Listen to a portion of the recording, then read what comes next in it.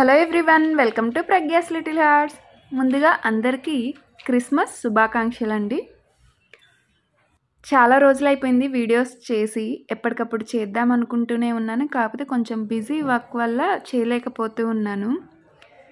ప్రతిసారి క్రిస్మస్కి పిల్లలకి ఏదో ఒకటి గిఫ్ట్ ఇస్తూ సరదాగా తిప్పుతూ ఎంజాయ్ చేసేవాళ్ళము.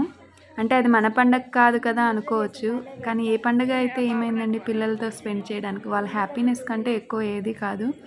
కొంచెం ఇప్పుడు ఉన్న బిజీ వల్ల పిల్లలతో అంతగా స్పెండ్ చేయలేకపోతున్నాను.